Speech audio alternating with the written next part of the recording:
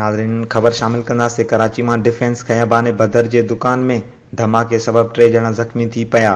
Report मूजिब कराची के इलाइक़े defence Khayaban बदर में हजम के दुकान में धमाको थियो, जंहिंजे नतीजे में 3 ॼणा ज़ख़्मी थी पिया। धमाके खां पोइ पुलिस फौरी तौर ते पहुची वई, जंहिं वाक़े वारे हंधा शाहिदियूं जमा कयूं। पुलिस बम स्क्वाड जी टीम के बेतलब करे वरितो। रेस्क्यू ज़रियनि मूजिब ज़ख़्मियुनि जी सुञाणप 28 साला मोहम्मद रज़ा, 17 साला मदनी, 21 साला नाज़िम जे नाले सां थी आहे, जॾहिं हिक ज़ख़्मी जी हालत ॻणती जोगी आहे। पुलिस जो चवणु आहे त वाक़े वारे हंधां धमाकेदार मवाद जी मौजूदगी जूं के बि शाहिदियूं नाहिनि मिलियूं। लॻे थो त हजम जे दुकान खोली वई त गैस मौजूदु हुजण सबबु धमाको थियो।